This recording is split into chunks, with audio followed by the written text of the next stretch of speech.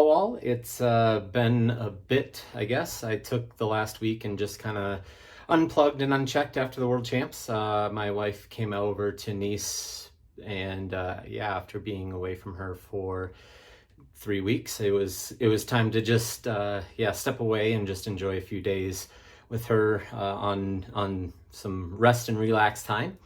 Then we came back on Thursday and back into the swing of things this weekend and kind of back into full training mode here for the next chunk of the season starting Monday. So excited for that, but that's really not what this video is about. Wanted to give a quick recap on how the two World Championship races went. Again, I guess I went over to Europe for two race block, similar to what I did earlier this year in the end of May and early June. And similarly, I came back pretty disappointed. The World Championships in Lahti, not much to be happy with there overall, to be honest. I had a really good swim. I was right on the feet that I wanted to be on. I came out of the water with Christian and had gotten a slight break away from Jackson, who typically comes out of the water in front of me. So overall, I think I had a pretty good swim. Was happy with that. Obviously Christian was not on his A game, so hard to use that as the only judge. But came out with a big group of people and kind of to the front end of that. And so, I was pretty happy about that. Got onto the bike and started riding really well. And very much what I talked about in the last round of racing that I did in a bigger championship field for a 70.3. If you miss the group or lose the group, you're done. And what happened, I was with the group, so I didn't miss it this time like I did at the Challenge Championships, but I didn't protect my spot good enough. And I thought I was riding 12 meters and just got slotted in on left and right and just moved to the back very quickly.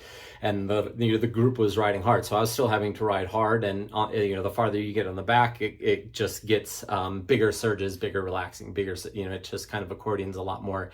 So it's a little bit more stressful the farther you get to the back, because it's kind of like a game of crack the whip. And a couple people got cracked in front of me, and I worked my way back up to be in contact with them. And then and as soon as I would get back, a couple more people would get, and I would have to bridge up again. And the third time that happened, I had just gotten back on and was hoping to be able to recover a little bit, because I had to work really hard to get back on after a couple people in front of me got snapped off. And then right when I got back on, tried to relax a little bit, the person in front of me let a gap up, and I wasn't able to close it. I, hit my heart rate, hit max of, the highest I've ever seen on the bike, and couldn't get there. And then, this was 40 minutes into the race. And so, it took me a few minutes to recover,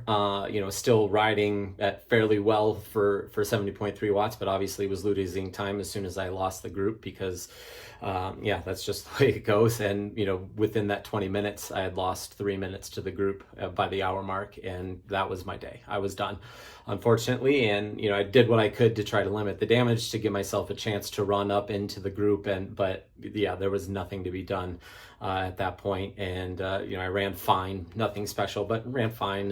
And just got to the finish line on that one.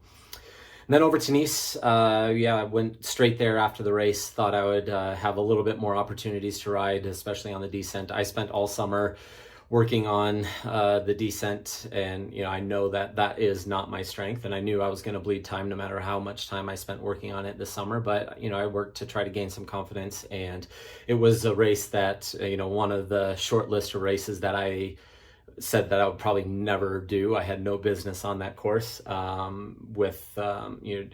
to be competitive on that course.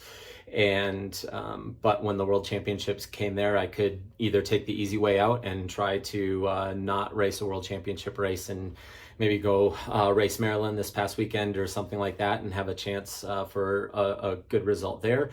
Or I could do the harder thing and challenge myself and put myself on the outskirts of my comfort zone and see what I can do on a course that I'm really not suited for. And so that's what I chose to do. And that was kind of the theme of the year. I tried to choose every championship race that I could. And I worked a lot on the descending and gained a little bit of confidence overall. But unfortunately, on the Saturday, I guess, so 8 days before the race, I was riding with Andre. We had just finished up the session. We're kind of going through a town nice and easy. A car passed me, or passed both of us. And as soon as they passed us, somebody stepped out into the street on the opposite side of the road. And so the car kind of panicked and slammed on the brakes. And Andre was able to scoop around the outside, and I wasn't. So I went to the back of the car, which... yeah, I busted up my face a little bit and ended up breaking a rib on Andre's bike, unfortunately, and never hit the ground, which is good. And, there wasn't really too much damage to my bike, but the damage to the ribs and was, definitely significant, but more so just kind of hurt the confidence that I had been building through all the work that I've been doing, just trying to get better at the descent portion. And I really wasn't able to shake that off. And really had a really poor ride. And there's no other way around it. The day after the crash or the accident, whatever you want to call it, I felt okay. I did the practice swim race and took it easy for the first K, and then tried to build through it and felt fine, and then ran pretty hard and felt good on that. And then the next morning I woke up and everything was really sore, and that's pretty typical with rib injuries, unfortunately, is the muscles take a little bit to guard and then protect the area, and once they latch on pretty tight and make everything pretty uncomfortable. And so the lead-in race week wasn't ideal. It wasn't comfortable, but it just kept on getting a little bit better and a little bit better each day. On race morning, I felt okay. I was pretty confident that I could get through the day without issue. My biggest concern was getting hit at the swim, so I went to the far right, even though that was probably the worst line to be on. If you watch the replay, there was kind of a race to the left side when people were getting called up, and I knew that on the right, it was the right side of my ribs that were hurt, and so I had to go to the right side and just to try to protect it. And I got about 400 meters in. I was right where I wanted to be in the mix on the second group, and then unfortunately somebody came off to the other side and started to fight me for the feet that I was on a little bit, and crashed right into the ribs, and it just kind of sent a lightning bolt through me, and I lost the feet that I was on and moved to the back of the group. We were still in contact and in the group, but the group split apart. And so then I was, instead of being in the 51-minute group where I was hoping to be and thought I should be in, we ended up going to the 53-minute group. And it took me a few minutes to kind of collect and compose myself and get back to moving well. And right after the first turn, the second turn, roughly 1,000 meters in, I went back to the front of the group, was feeling good and swimming strong, and swam pretty well the rest of the time. But you can swim well alone or swim okay in the group, and you're going to be better swimming okay in the group. And so I pulled the group for the most part in that third group, but I really needed to be in the second group, or wanted to be in the second group, to have a decent day. Onto the bike, like I said, I knew I was going to bleed quite a bit of time on the descents, but the plan was to climb hard and just limit the damage and give myself a chance to run, and hopefully give myself a chance to run up into the top 10. That was the plan going in. I realistically, it wasn't a course that I felt that I could win. Just to, I would be completely upfront with that. That was when we were talking, making the plan for the season.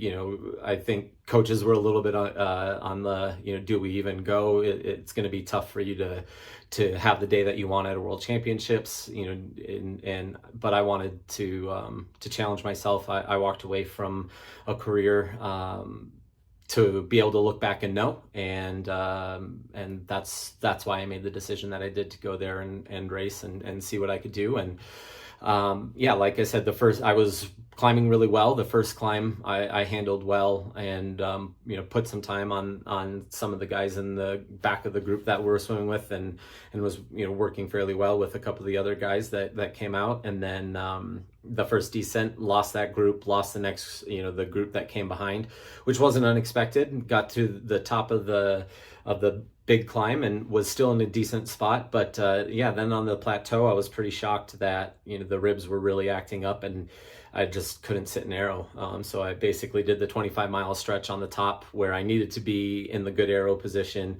Any bump that I hit in aero was pretty uncomfortable, and that was unfortunate, but ended up bleeding a lot of time on that flat 25 mile stretch, and then losing a fair bit of time. I am not proud of the way that I descended at all. Like I said, it just kind of the crash kind of got in my head a little bit and made it kind of reverted to old habits of overbraking, and it was just not the performance that I wanted to have on that stretch. I kind of spent all summer prepping for that stretch. I flew out there in June to practice on it, and had much better goes on open roads in practice in the past. And so yeah, it was a bummer, but that's just kind of the way that the day shook out. And then the last 10K that's relatively flat and smooth back into town, it was, what are you going to do on the day? Are you going to just pull the pin and save the legs? Are you going to go and just get through and get to a finish line? Or are you going to go and just see what happens? Maybe some people blow up, and maybe you can go out and have a great run. And I decided that that I've been there before. I've been pretty far back off the bike before, but I didn't want to just throw in the towel on the day. I thought I could still gather something out of the day, and I really didn't have any pace or any place aspirations at that time. It was just go and run as well as I could given the circumstances, and so that's what I set out to do. Got through the run, ran pretty well. Had the first lap was pretty lonely. Unfortunately, the only person I think I saw on the first lap was Magnus, as I was unlapping myself because he was 10K in front of me. That's how well the bike went for me. But so I came up on him right away out of transition, and just tried to stay out of camera and move by him as quickly as I could to then just settle in and do my thing. And ended up running fairly well, but was only able to run up to 21st, unfortunately, which is not what you want, not what you prep all season for, but that's the way it is. And so left Europe again pretty unhappy with the way that I with the results, and but there's not much that I can do about it. No real reason to dwell on it.